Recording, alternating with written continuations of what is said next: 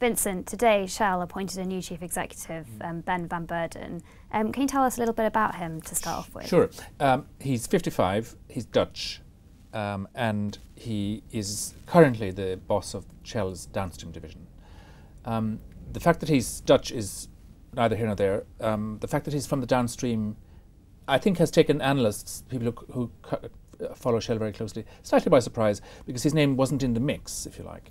I think that's a bit odd, because this guy, you know, Ben van Beurden is the head of Shell's downstream division, which is an enormous part of Shell overall. And I think if you're looking for operational expertise, he's as good as any, I suspect. And I suspect that he sort of knows Shell as well as any of the other candidates who were probably the CFO and the head of Americas. So it's less of a surprise to me than it seems to be to some of the analysts out there. Okay, so although it's a surprise, what should his priorities be for Shell? I mean, where is it sort of heading now? Well, Shell is the second biggest international oil company by production numbers, give or take, and it's a global company with enormous heft. I mean, it has revenues of almost $500 billion a year, right? So it's an oil and gas company that's very focused on gas and on very large projects.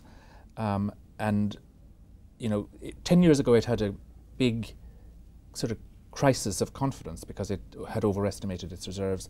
That led to a big shake-up in the company and restructuring. And since then it's become quite predictable and stable, and I think what he needs to do is to exploit that to just raise the returns that Shell offers to shareholders. Okay, and where does Shell sort of sit now relative to peers? I mean, you say it's sort of focusing on these big projects. Is that what everyone's doing, or is this them trying to differentiate themselves? Well, I mean, in the last 2 or 3 years, there's been a big pickup in capital investment in the international oil companies. So they're spending enormous sums of money every year on investing in new projects, in building infrastructure, in exploring for new oil, etc., etc. There's an increased focus on exploration among the very big oil companies, but you know, what they can find is often marginal to what they already have because they're already so big and they have such big reserves. So I think that what oil companies need to do is to focus on existing operations, and I suspect that that's what Shell will continue to do.